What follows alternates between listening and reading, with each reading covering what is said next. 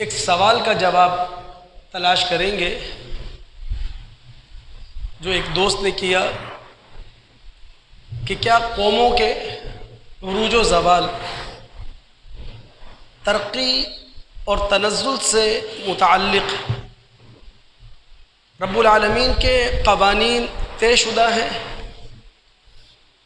یا کسی قوم کی ترقی یا تنزل بخت اور اتفاق کی وجہ سے سامنے آتی ہے؟ اگر ہم تمام دوست مطالعہ کر سکیں سورہ بقرہ کے 15ویں رکوع کا، تو وہاں اللہ رب العالمین ابراہیم علیہ السلام سے یہ کہتے ہیں، اے ابراہیم انی جاعلک للناس اماما، ہم تمہیں تمام انسانوں کے لیے پیشوا بنا رہے ہیں۔ ابراہیم علیہ السلام اللہ تعالیٰ سے عرض کرتے ہیں وَمِن ذُرِّيَّتِي، اللہ کیا یہ وعدہ میری اولاد کے لیے بھی ہے؟ اللہ تعالیٰ کہتے ہیں یہ وعدہ تمہاری اولاد کے اس حصے کے لیے نہیں ہے جو ظالم ہے، لا ینال عہد الظالمین۔ آگے ابراہیم علیہ السلام اللہ تعالیٰ سے دعا کرتے ہیں کہ اللہ اس مکہ شہر کو امن کا شہر بنا دے، وارزق اہلہ من الثمرات من آمن منہم باللہ والیوم الآخر، اور اس شہر میں وہ لوگ جو اللہ پر ایمان رکھتے ہوں، قیامت پر ایمان رکھتے ہوں، انہیں رزق فراوانی سے دے۔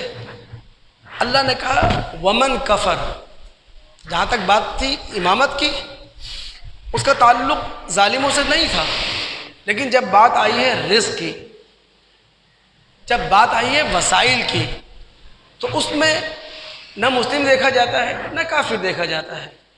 دنیا کی چند روزہ زندگانی ہر ایک کو بہتر طریقے سے نصیب ہو جایا کرتی ہے۔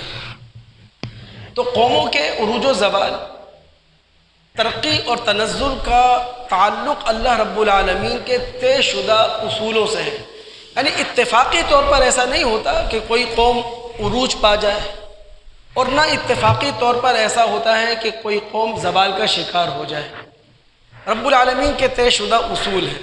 قرآن میں کئی مقامات پر رب العالمین نے یہ بات کہی ہے وَلَن تَجِدَ لِسُنَّتِ اللَّهِ تَبْدِيلًا وَلَن تَجِدَ لِسُنَّتِ اللَّهِ تَحْوِيلًا، تم اللہ رب العالمین کے قوانین کے اندر کوئی تبدیلی نہیں پاؤ گے، تم اللہ رب العالمین کے بنائے ہوئے قوانین کو بدلنے والا شخص نہیں پاؤ گے۔ تو رب العالمین کے اصول طے شدہ ہیں۔ اگر ہم تمام دوست قرآن کے فلسفہ تاریخ کی طرف رجوع کریں، یعنی قرآن کا ایک چیپٹر ہے تذکیر بایام اللہ، اس نے تاریخی واقعات ہمیں سنائے ہیں، تاریخی واقعات ہمیں بتائے ہیں، تو رب العالمین فلسفہ تاریخ کے پیچھے ہمیں یہ بتاتے ہوئے نظر آئیں گے کہ یہ دنیا علت اور معلول کی دنیا ہے، کاز اور ایفیکٹ کی دنیا ہے۔ یہاں کوئی بھی نتیجہ تمہارے سامنے آئے گا، یہاں کوئی بھی رزلٹ تمہارے سامنے آئے گا، تو اس نتیجے اور رزلٹ کے کچھ اسباب ہوں گے، اس کی کچھ وجوہات ہوں گی۔ اللہ رب العالمین نے نزول قرآن کے دور میں عمومی لحاظ سے عربوں کو اور خاص طور پر ٹارگیٹ کرتے ہوئے قریشیوں کو، شمالی عرب، جنوبی عرب اور شمال مغربی عرب کی جو طاقتور اقوام تھی،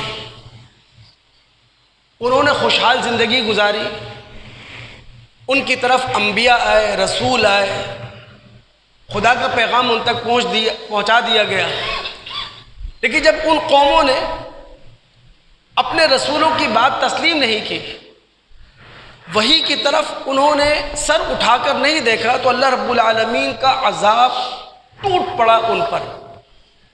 رب العالمین نے قوم نوح، قوم عاد، قوم سمود، قوم لوط، قوم مدین، قوم فرعون، یہ ساری کہانیاں قرآن میں جا بجا ہمیں سنائی ہیں۔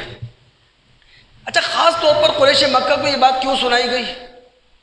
یعنی انہی کے عرب سے تاریخ ساز اقوام کی کہانیاں خاص طور پر انہیں کیوں سنائی گئی؟ دیکھیں قریش ان کی طرف نبی علیہ السلام براہ راست بھیجے گئے. ویسے تو تمام عربوں کی طرف براہ راست اللہ کے رسول نبی بن کر آئے، لیکن اللہ کے رسول کی ابتداءً جو تبلیغ تھی وہ انہی قریشی مکہ کے درمیان تھی. آپ انہی میں سے تھے، انہی کا ایک فرد تھے، ان سے آپ کے خونی رشتے تھے.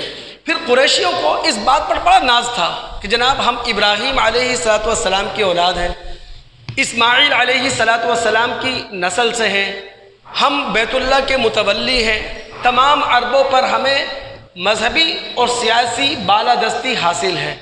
تو رب العالمین نے خاص کر انہیں سنایا. میں اگر نزول قرآن کے زمانے میں اللہ رب العالمین نے جن تاریخ ساز اقوام کی کہانیاں جا بجا قرآن میں ہمیں سنائی ہیں، ان کی شان و شوکت کا ایک نقشہ آپ کے سامنے رکھ سکوں، ان کی سیاسی،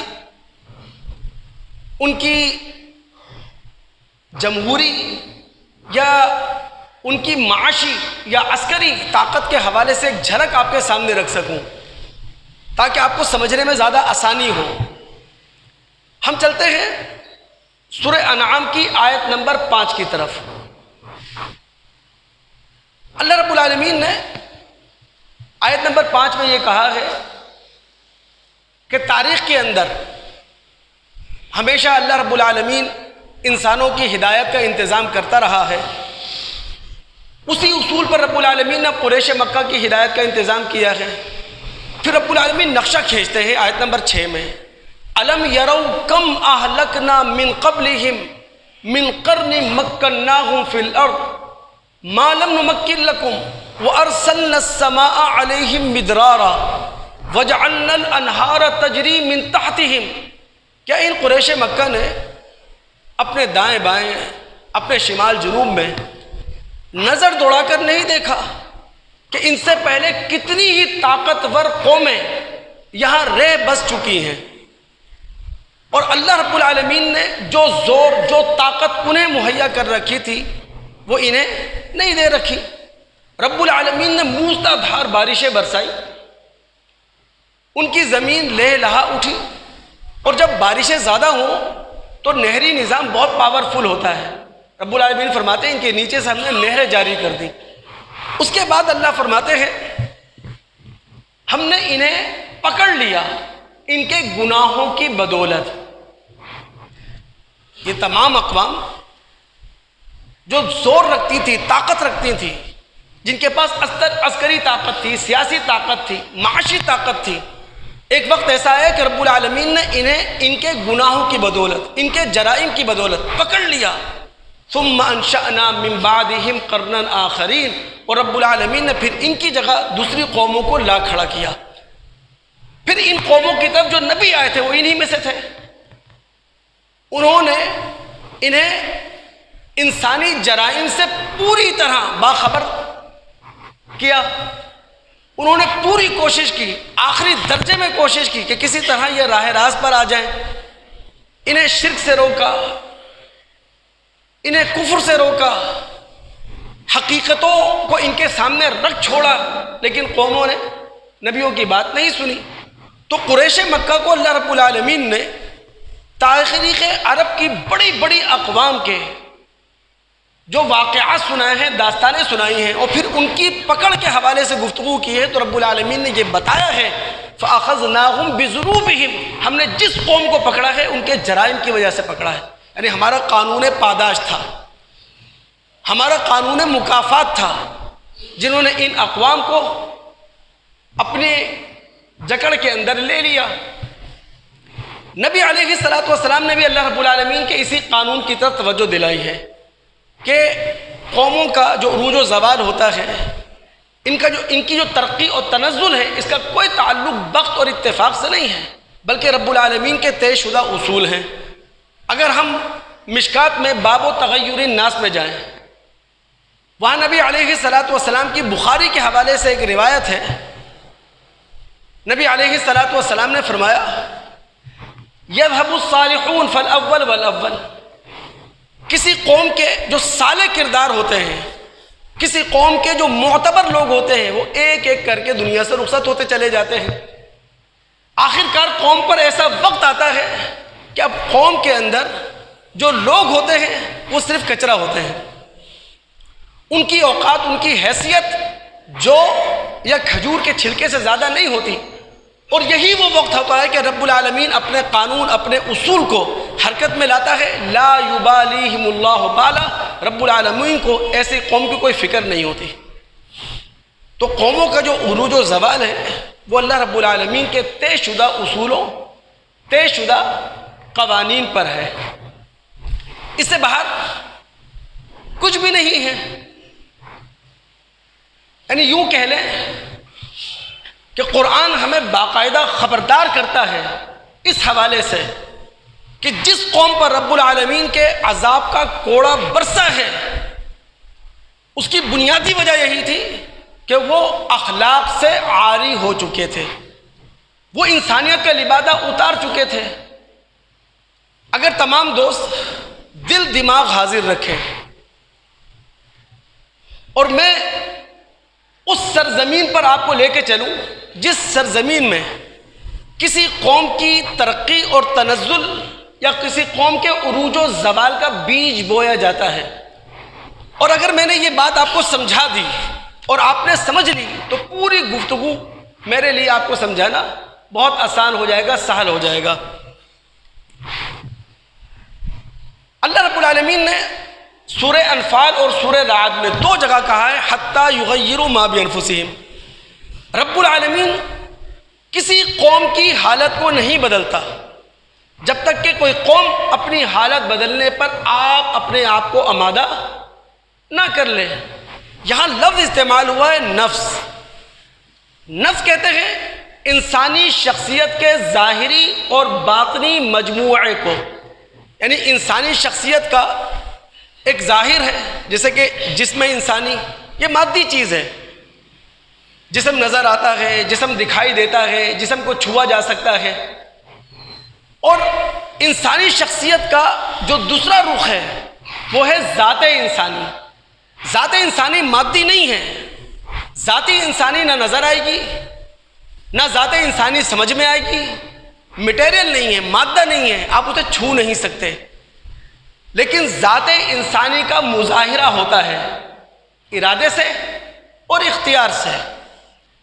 اب یوں سمجھ لیں کہ کسی قوم کی ترقی یا کسی قوم کے تنزل، کسی قوم کے عروج یا کسی قوم کے زوال کی جو سرزمین ہے وہ ہے نفس، ارادہ، اختیار۔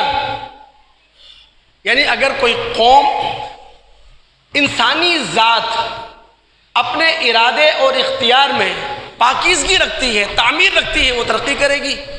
اور اگر کوئی قوم ایسی ہے کہ اس کی انسانی ذات، اس کا ارادہ، اس کا اختیار پاکیزہ نہیں ہے، اس کے اندر تخریب ہے، تو ظاہر ہے وہ تنزل کا شکار ہو جائے گی، وہ زوال کے دروازے پر دستک دے دے گی۔ اس بات کو سمجھنے کے لیے ہم چلتے ہیں سورہ انفال، اس کی آیت نمبر 52، 53 اور 54 کا مطالعہ کرتے ہیں۔ میں نے کہا دل دماغ آپ تمام دوست حاضر رکھیں۔ سورہ انفال مدنی سورت ہے۔ اللہ رب العالمین نے اس سورت میں غزوہ بدر پہ تبصرہ کیا ہے۔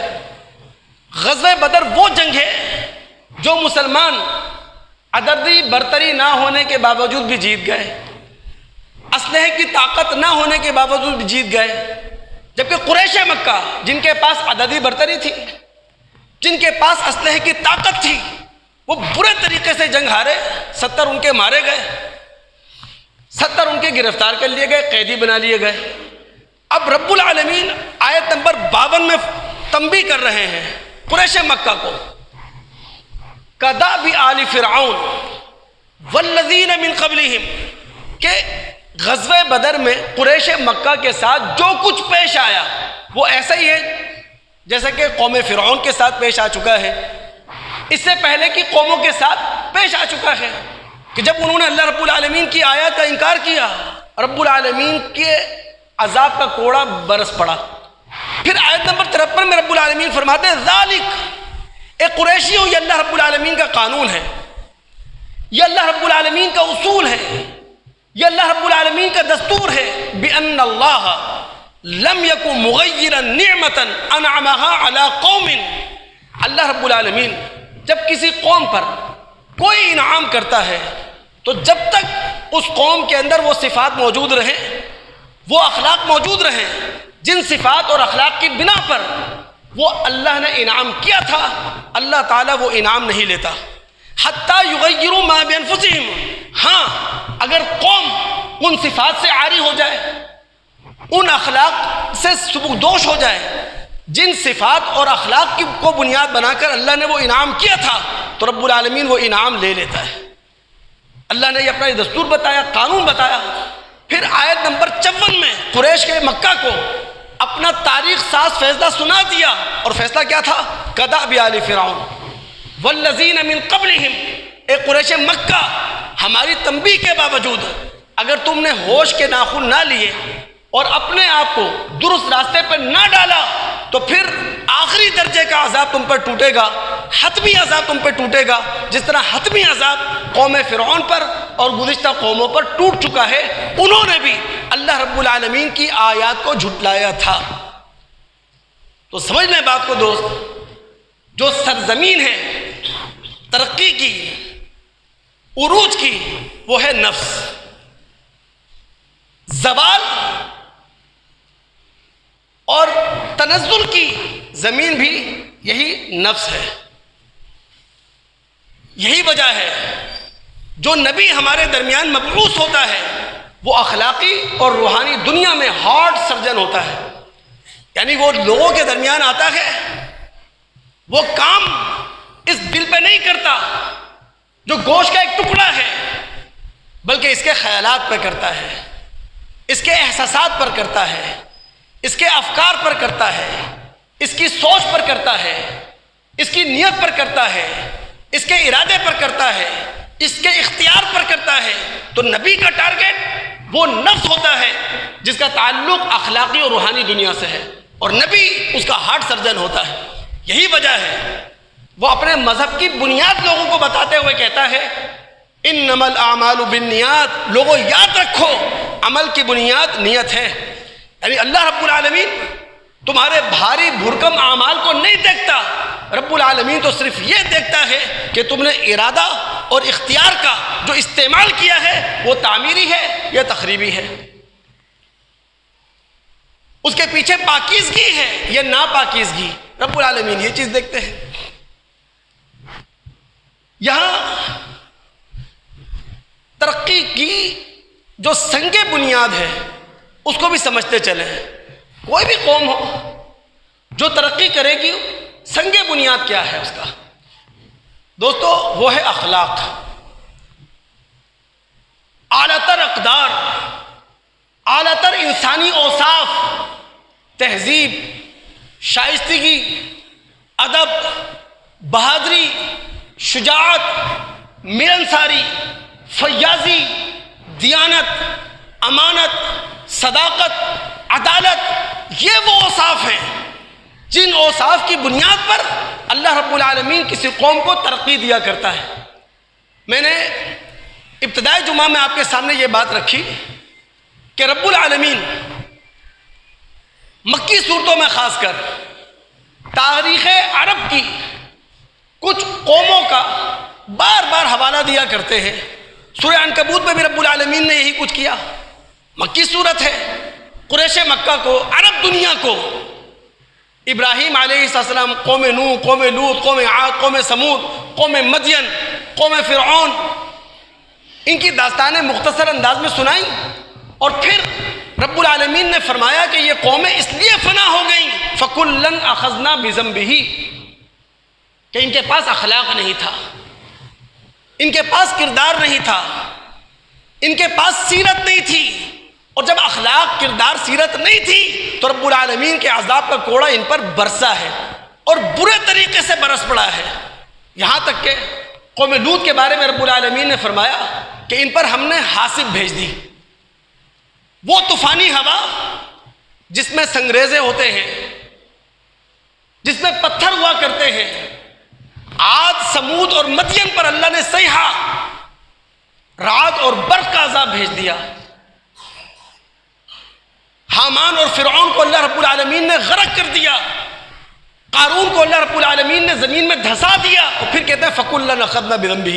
جس کی بھی پکڑ ہوئی ہے وہ جرائم کی وجہ سے ہوئی ہے، منفی سوچ کی وجہ سے ہوئی ہے، گناہوں کی چادر کی وجہ سے ہوئی ہے، بدعملی کی وجہ سے ہوئی ہے. اخلاق، قوم ترقی پاتی ہے اخلاق کے بلبوتے پر. یہی وجہ ہے کہ اللہ رب العالمین کا قرآن جب مسلمانوں کی کامیابی کی بات کرتا ہے، مسلمانوں کی فلاح کی بات کرتا ہے، تو کیا کہتا ہے؟ قد افلح المؤمنون. مومن فلاح پا گئے. لیکن فلاح کیسے پا گئے؟ وہ اوصاف بتائے جاتے ہیں، وہ اخلاق بتائے جاتے ہیں، وہ کردار بتائے جاتے ہیں. آپ ترمذی ابواب البر والصلہ میں اترے، وہاں ابو الدرداء رضی اللہ تعالیٰ عنہ کی روایت ہے. اس سے اخلاق کی اسپرٹ اور اس اخلاق کی طاقت کا سمجھ میں آئے گا کہ نبی علیہ الصلوۃ والسلام نے فرمایا کل قیامت کا دن ہوگا، مومن کی میزان میں سب سے بھاری عمل کوئی ہے تو من حسن الخلق، وہ اچھا اخلاق ہے،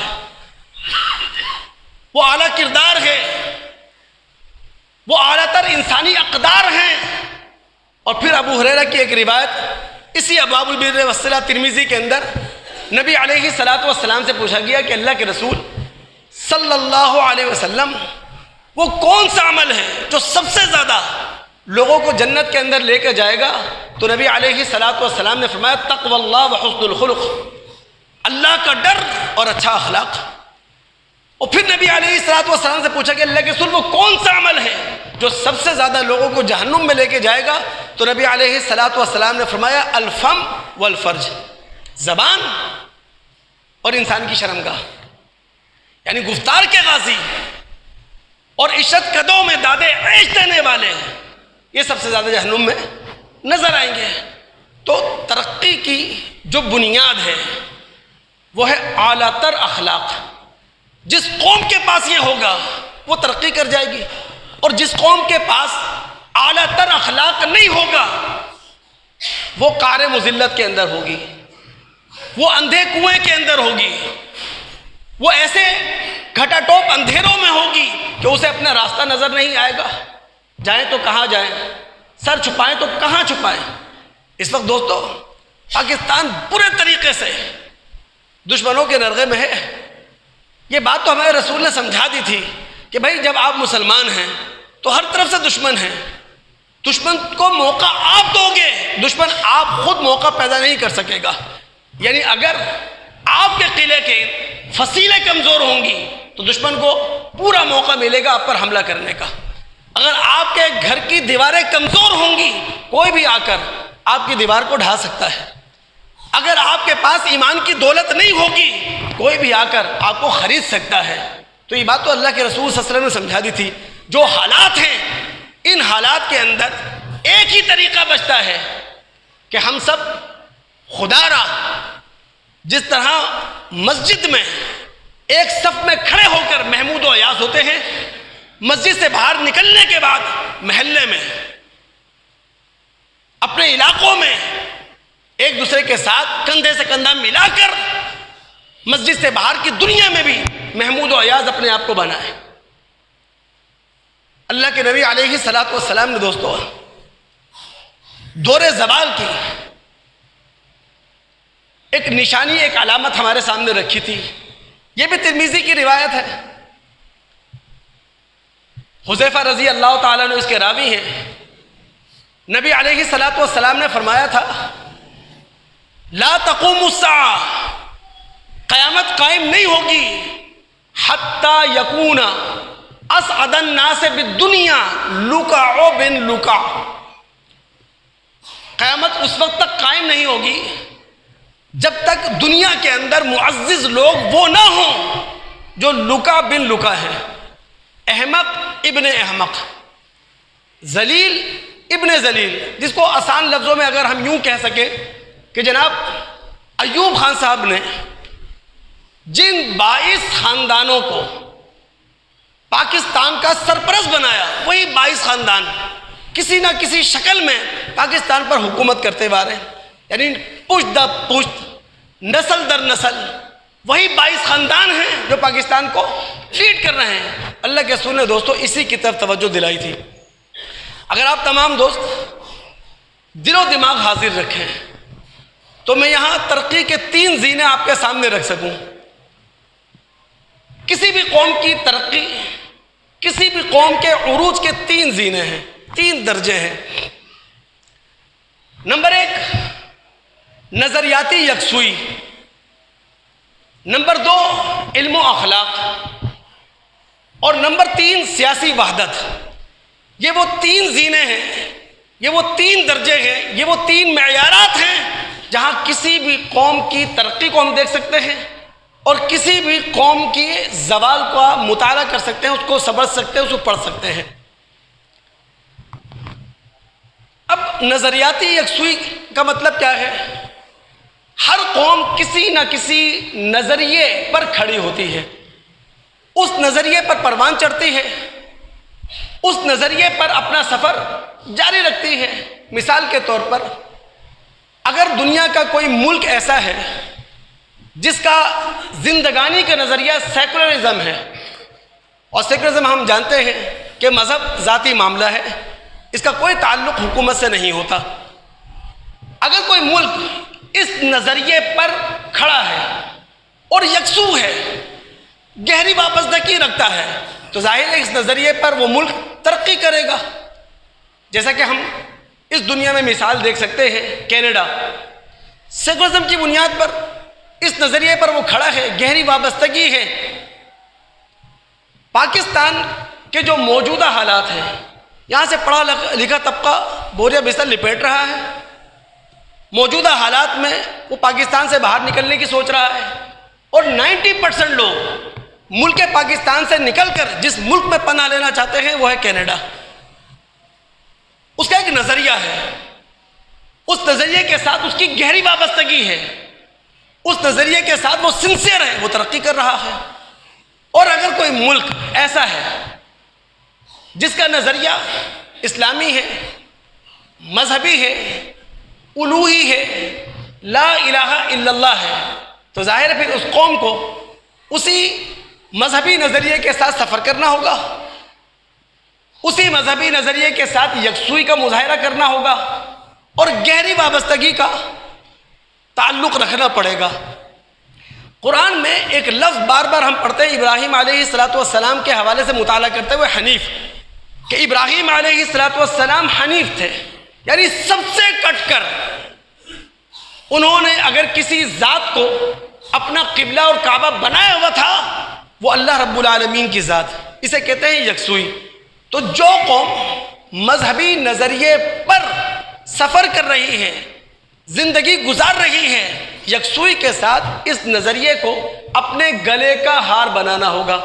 لیکن اگر ایسی قوم کے اندر شرک آ جائے، چاہے وہ شرک فی الذات ہو، شرک فی الصفات ہو، شرک فی الاختیارات ہو، شرک فی الحقوق ہو، تو یہ نظریہ ڈیمیج ہو گیا، یہ نظریہ زخمی ہو گیا، یہ نظریہ کمزور ہو گیا، اس لیے کہ اللہ رب العالمین پر بھروسہ کم ہو گیا، اللہ رب العالمین پر اعتماد ٹوٹ گیا، اللہ رب العالمین سے جو تعلق تھا وہ کمزور ہو گیا۔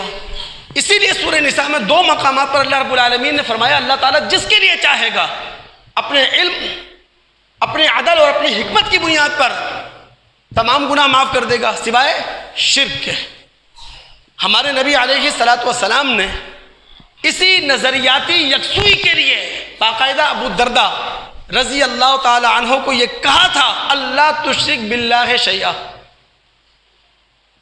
کہ اللہ تعالیٰ کے ساتھ کسی کو شریک نہیں کرنا، وَإِن قُطِعْتَ وَحُرِّقْتَ، چاہے تمہارے ٹکڑے ٹکڑے کر دیے جائیں، چاہے تمہیں جلا دیا جائے۔ تو اگر کوئی قوم کسی نظریے سے وابستہ ہو تو وہاں اسے یکسوئی کا مظاہرہ کرنا پڑے گا ترقی کے لیے۔ اب اگر مسلمان قوم وہ نظریہ لا الہ الا اللہ پر سفر کر رہی ہے اور اس کے اندر آ جائے نفاق، تو ظاہر ہے کہ یہ نظریہ بھی ڈیمیج ہو گیا۔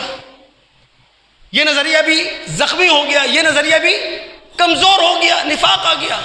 لا الہ الا اللہ کا تقاضا کچھ ہوگا اور فرد کے جذبات کچھ اور ہوں گے، فرد کے احساسات کچھ اور ہوں گے۔ لا الہ الا اللہ یہ کہہ رہا ہوگا اپنے ذاتی مفاد پر، اپنے قومی مفاد کو ترجیح دو، لیکن یہ نفاق ذاتی مفاد سے آگے دیکھنے نہیں دے رہا ہوگا۔ لا الہ الا اللہ یہ کہہ رہا ہوگا کہ اپنے معمولی مفاد پر قوم کے پہاڑ جیسے مفاد کو ترجیح دو، لیکن یہ نفاق ایسا کرنے نہیں دے گا۔ اور جس قوم کے اندر نفاق آ جائے اس میں جھوٹ، اس میں بددیانتی، اس کے اندر خیانت، اس کے اندر عہد کو وفا نہ کرنا، لڑائی جھگڑا، یہ سارے جرائم آ جاتے ہیں دوستو۔ اگر رسول اللہ صلی اللہ علیہ وسلم کی زبان سے یہ الفاظ نہ نکلے ہوتے جو مسلم کے اندر موجود ہیں، میں کبھی بھی آپ کو یہ الفاظ نہ سناتا، لیکن اللہ کے رسول نے دوستو منافق کی بڑی بھیانک مثال ہمارے سامنے رکھی۔ ظاہر ہے نظریہ ڈیمیج ہو گیا نا۔ اگر ہم لا الہ الا اللہ پر سفر کرتے جس طرح محمد رسول اللہ نے کیا، آپ کے بعد خلفائے راشدین نے کیا، تو ہم کہیں اور کھڑے ہوتے۔ لیکن 75 سال گزر جانے کے بعد آج ہم بجائے 2 قدم آگے ہونے کے 2 قدم پیچھے اس لیے ہیں کہ اس نظریے کے ساتھ ہماری یکسوئی نہیں ہے، ہماری گہری وابستگی نہیں ہے، ہمارا وہ قلبی تعلق نہیں ہے جو تعلق ہونا چاہیے تھا۔ اللہ کے رسول صلی اللہ علیہ وسلم نے فرمایا، ابن عمر رضی اللہ تعالیٰ عنہ اس کے راوی ہیں، آپ نے کہا منافق کی مثال کا شاۃ العائرہ، اس حیران بکری کی طرح ہیں جو اپنی ضرورت کی پیاس بجھانے کے لیے کبھی ایک ریوڑ میں ہے اور کبھی اپنی ضرورت کی پیاس بجھانے کے لیے دوسرے ریوڑ میں ہے۔ تو ترقی کا جو پہلا زینہ ہے وہ ہے نظریاتی یکسوئی۔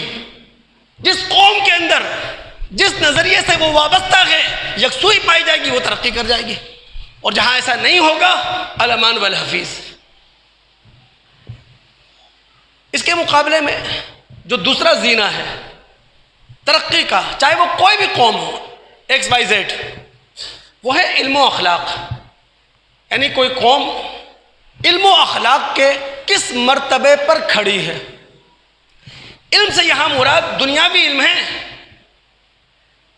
جس قوم کا تعلیمی نصاب جدید زمانے کے مطابق ہوگا، موجود سینچری کے مطابق ہوگا، موجود صدی کی روشنی میں بنایا جائے گا، اور جس قوم کے اساتذہ کوالیفائڈ ہوں گے، ویژنری ہوں گے، اور وہ پڑھانے والے اپنے شاگردوں کو اپنی قوم کا مستقبل سمجھتے ہوں گے، اپنے قوم کا کل سمجھتے ہوں گے، وہ قوم ترقی کر جائے گی۔ لیکن اس کے مقابلے میں وہ قوم جس کا تعلیمی نصاب گھسا پٹا ہو، پتھر کے زمانے کا ہو، جدید سینچری موجودہ حالات سے اس کا کوئی تعلق نہ ہو، اور پھر پڑھانے والے جو اساتذہ ہوں نہ وہ کوالیفائڈ ہوں، نہ ویژنری ہوں، نہ وہ اپنے شاگردوں کو پاکستان کا مستقبل سمجھتے ہوں، پاکستان کا کل دیکھتے ہوں، تو ظاہر ہے پھر قوم کہاں کھڑی ہوگی۔ یہاں تو حالت یہ ہے دوست کہ استاد لگنے کے لیے رشوت دینا پڑتی ہے، پروموشن کے لیے رشوت دینا پڑتی ہے، تو پھر رسول کی وہ حدیث ہم کیوں نہ سمجھیں جو بخاری کتاب الایمان کے اندر ہے کہ جب نبی علیہ الصلوۃ والسلام سے پوچھا گیا متی الساعہ، قیامت کب قائم ہوگی، تو اللہ کے رسول نے کیا فرمایا تھا، اذا ضیعت الامانہ فانتظر الساعہ، جب امانتیں ضائع ہونے لگے قیامت کا انتظار کرو۔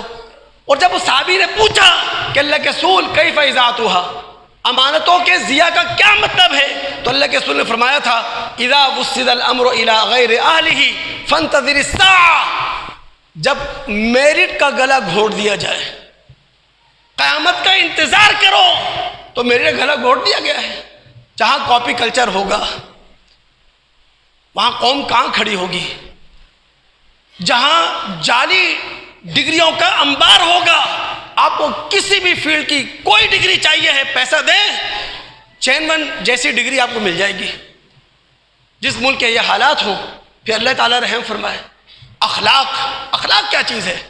آپ دل دماغ حاضر رکھیں، قوموں کے اخلاق، جب ہم بات کر رہے ہیں عروج کی، جب ہم بات کر رہے ہیں ترقی کی، اخلاق سے مراد ہے احتساب کا ادارہ پاورفل ہو، اپنے گناہ کا احساس زندہ ہو۔ بھائی اس وقت جو ترقی یافتہ ممالک ہیں وہاں احتساب کے ادارے مضبوط ہیں، وہاں آج بھی جرم اور گناہ کا احساس موجود ہے۔ یہی وجہ ہے کہ وہاں کوئی پرائم منسٹر، کوئی پریزیڈنٹ، کوئی منسٹر عہدے پر رہتے ہوئے کوئی غیر اخلاقی حرکت کر لے، قوم اس کو برداشت نہیں کرتی۔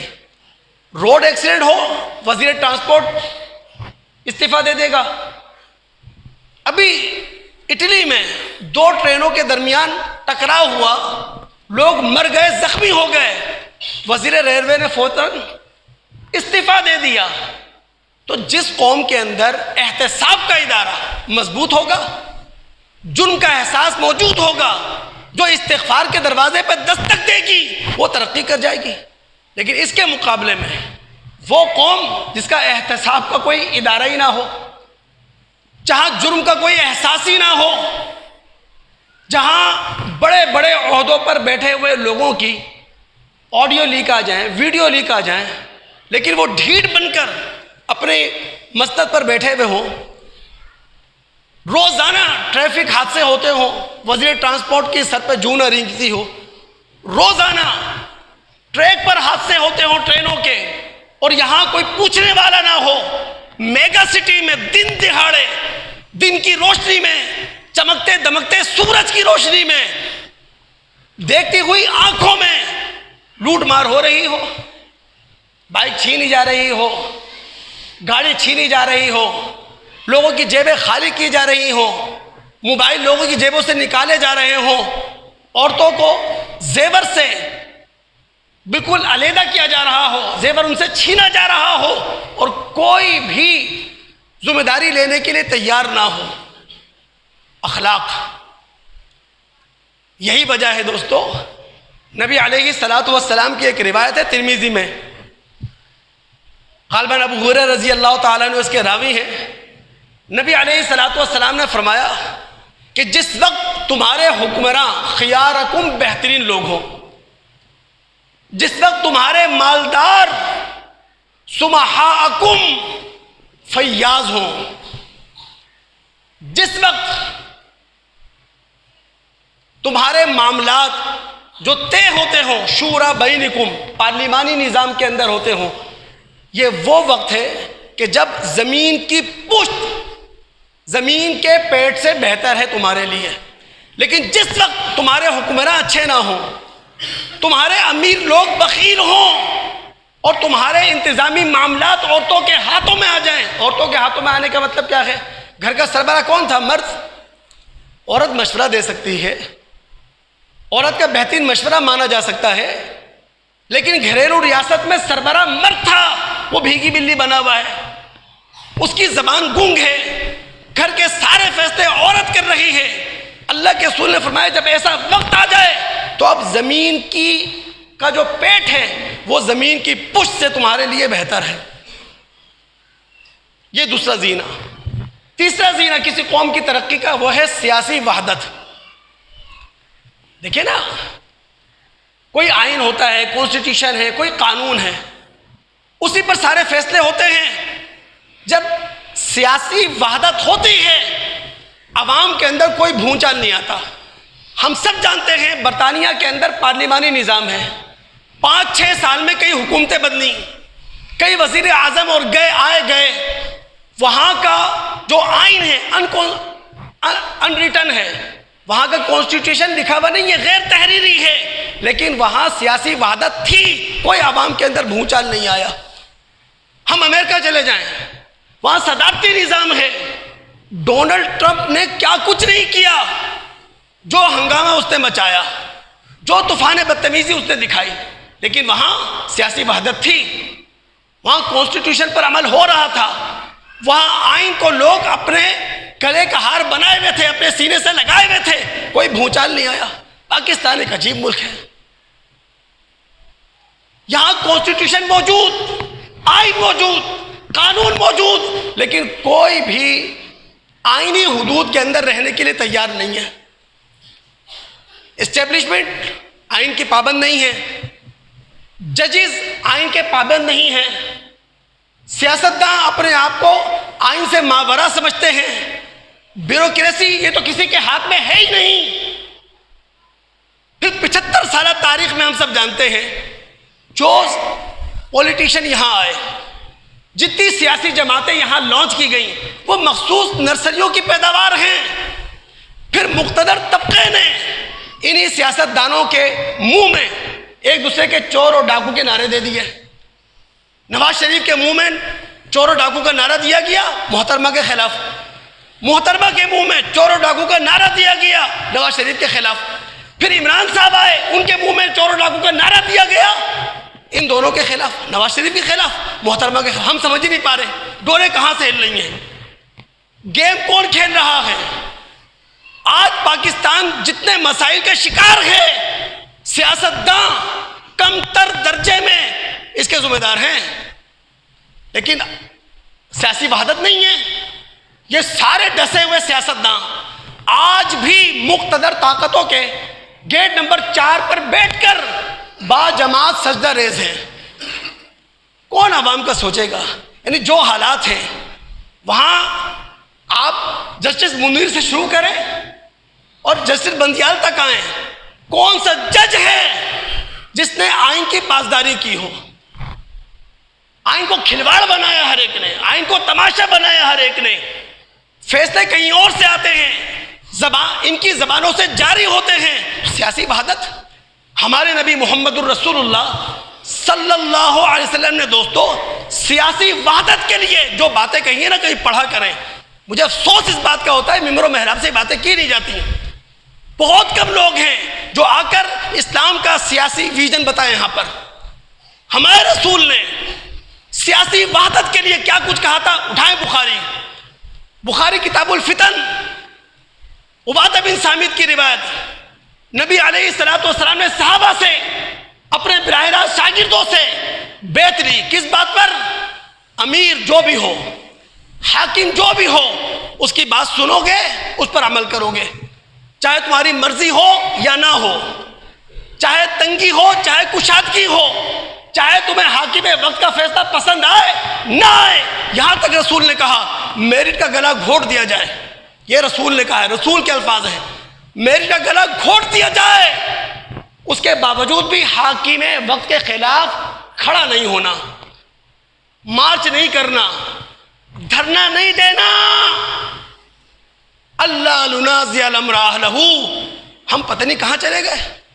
اسی بخاری کتاب الفتن میں اٹھائیں آپ ابن عباس رضی اللہ تعالیٰ عنہ کی روایت، ہمارے نبی علیہ السلام نے فرمایا اگر تم میرے بعد اپنے حاکم وقت میں کوئی خرابی دیکھو، کوئی خامی دیکھو، وہ خرابی اور خامی تمہیں پسند نہ آئے، فلیصبر، صبر کرنا، دھرنے نہیں دینا، مارچ نہیں کرنا۔ ہم عوام بے وقوف ہیں، ہر نعرے کے پیچھے بھاگ جاتے ہیں، ہر جھنڈے کے ساتھ لگ جاتے ہیں۔ کیوں نہیں سمجھ سکے 75 سالہ تاریخ میں ہمیں بے وقوف کس نے بنایا ہوا ہے؟ اللہ اکبر کی صدا میں ہمارے ساتھ کھلواڑ کون کر رہا ہے؟ ایک ملک جو لا الہ الا اللہ کی بنیاد پر بننا تھا، جسے رفائی ریاست ہونا چاہیے تھا، جسے خوشحال ہونا چاہیے تھا، آج سیکیورٹی اسٹیٹ ہے۔ سب سے زیادہ جانوں کی حفاظت انہی لوگوں کو کرنا پڑتی ہے جو ہمارے جانوں کے محافظ ہیں۔ رسول نے کیا کہا اپنے امیر کے اندر، اپنے حاکم میں کوئی بھی ہو، کوئی خامی دیکھو، نہ مارچ کرنا ہے نہ دھرنا دینا ہے، فلیصبر، صبر کرنا ہے۔ پھر رسول نے کیا کہا پتہ ہے؟ من فارق الجماع شبرا، جو مسلمانوں کی جماعت سے ایک بالش باہر چلا گیا اور اس حالت میں اسے موت آ گئی، فقط مات میتۃ جاہلیہ، وہ جہالت کی موت مرے گا۔ سیاسی وحدت وہ ہمارے اندر ہے نہیں دوستو۔ جب سیاسی وحدت ہمارے اندر نہیں ہوگی، رنگ برنگی جماعتیں، رنگ برنگے نعرے، رنگ برنگے دعوے، رنگ برنگی تقریریں، یعنی کہیں وحدت نظر آ رہی ہے؟ میں بھی ادھوری گفتگو پہ ہوں۔ میں نے تو آپ کو قرآن کا وہ آئینہ دکھایا نہیں جو اللہ کی قسم اس موقع پہ دکھاؤں میں آپ کو۔ ایک جمعہ آپ تمام دوست مجھے دیں، یاد رکھیے آئندہ جمعے جو میں گفتگو کروں گا وہ ہے حقیقی گفتگو، قوموں کے عروج و زوال، وہ ہے اصل آئینہ۔ کیوں؟ چونکہ اللہ رب العالمین نے بنی اسرائیل کے سر سے تاج نبوت اتارا، بنی اسماعیل کے سر پہ رکھا۔ اب سوال پیدا ہوا اللہ نے یہ کیوں کیا؟ اسحاقی نسل سے نبوت لے لی، اسماعیلی نسل کے کاندھوں پہ کیوں رکھ دی؟ سوال پیدا ہوا۔ اللہ نے 13-14 رکوع میں جواب دیا ہے۔ فرد قرارداد جرائم پڑھ کے سنائی ہے بنی اسرائیل کو اللہ تعالیٰ نے۔ وہ فرد قرارداد جرائم اس لیے سنائی ہے، ایک تو بنی اسرائیل کو جواب دیا اللہ نے، اور دوسرا ہم مسلمانوں کے سامنے آئینہ رکھ دیا کہ اگر نبوت اور رسالت مل جانے کے باوجود، محفوظ وحی قرآن مل جانے کے باوجود تمہاری ادائیں، تمہاری سوچ، تمہاری فکر وہی ہوئی جو بنی اسرائیل کی تھی، تو تمہارا حال بھی وہی ہوگا۔ اللہ تعالیٰ سے دعا ہے اللہ تعالیٰ سننے کے بعد سمجھنے کے بعد عمل کرنے کی توفیق عطا فرمائے۔ السلام علیکم ورحمۃ اللہ وبرکاتہ۔